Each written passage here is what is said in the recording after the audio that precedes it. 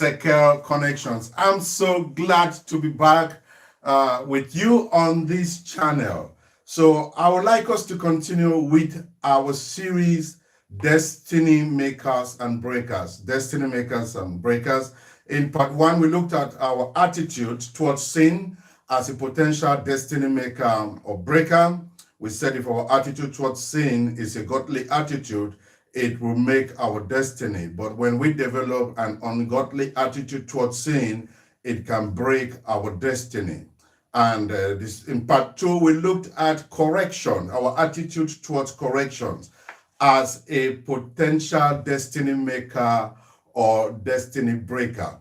And so today in part three, I would like us to look at our attitude towards success.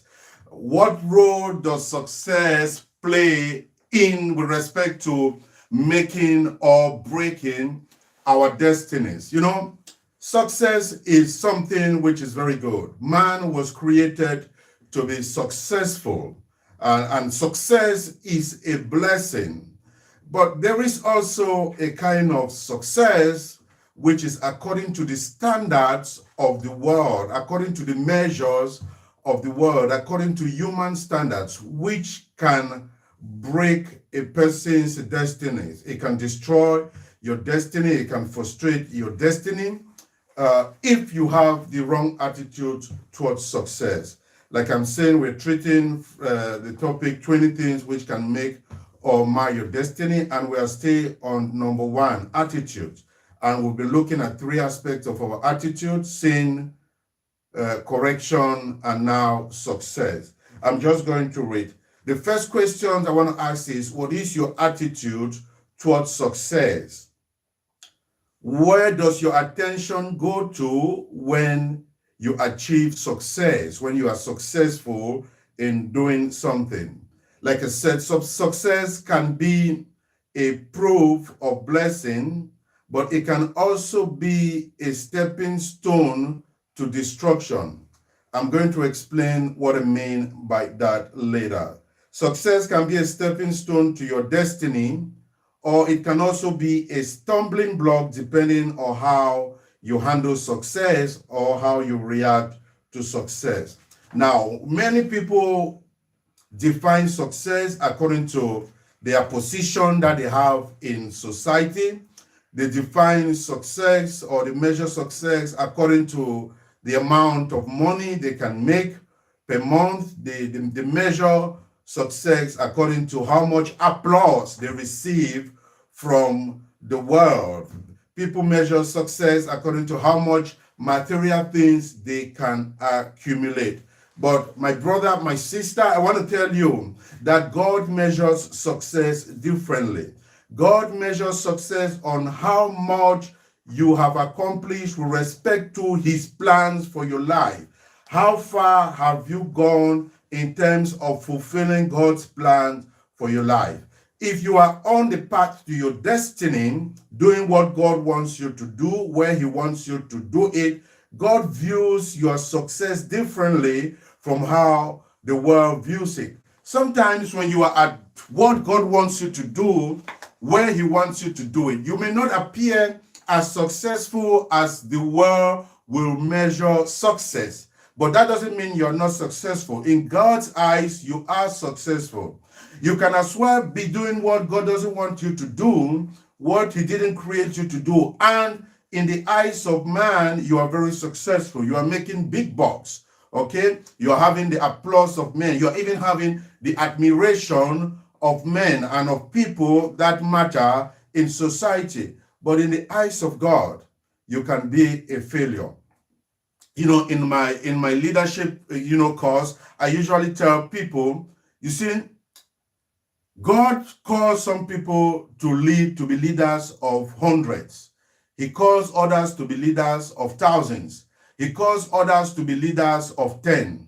Now, if you are called to be a leader of 10 and you are effectively leading 10 people, you are more successful than somebody who is called to be a leader of thousands and he's leading hundreds.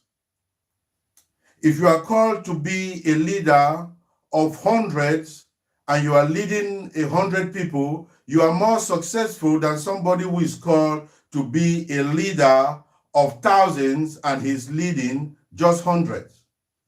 Likewise, if you are called to be a leader of thousands and you are leading 1,000 people, you are more successful than somebody who is called to be a leader of tens, but he is leading just one person and he's not leading anybody. So success must be on the yardstick of what has God called me to do? What has God equipped me to do? What has God empowered me to do? And how far am I in doing what God has called me to do? You see, if you have a wrong attitude towards success, it can lead you to think that you failed even when you are successful. Because what happens, you start measuring yourself towards the accomplishment and towards the achievements of others instead of what God has ordained for you to be and for you to become and for you to do. And when you begin to do that, you start losing focus and you can even become discouraged at what you are successfully doing. Why? Because you are measuring success using the wrong yardstick, not God's yardstick. So my brother, my sister, that place where you are, where you feel discouraged and because you've developed a wrong attitude towards success. Maybe you are living in a 2-bedroom apartment and that is where God expects you to live. But because you are not living in a mansion like the others who surround you, you think that you are failed. No, you're not a failure. You are only thinking that you are a failure, but you are not a failure. You are successful because you are where God wants you to be at this time. I want you to take off your focus from measuring success according to what the world has made you to think. You know, in our world today, if you don't live in a big house, you're not riding an expensive car, you know, you don't go on vacation 3 times a year, then you don't appear very successful. But that is the world's measure of success. Ask yourself, am I doing what God wants me to do? Am I what God wants me to be? If yes, then you are very successful. You know, in my early years as a believer, I read a lot of stories, biography, you know, of people who were very, very successful in what they were doing.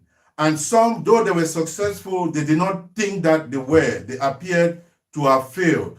But later on in history, we discovered that these people, though they appeared to have failed at what they thought they had failed at, they were very successful because the success of what they did was proven years after they had departed from the sin. My brother, God may just be calling you to lay a foundation for your generation in the future. And now you don't appear as successful as you wanted to be. But God tells me to tell you that lift your eyes from the way that the world measures success and look at success at the way that He measures success. Are you doing what He's called you to do? How He's called you to do it? Where He's called you to do it? That is the true measure of success. If you are, my brother, my sister, I want you to know that you are successful.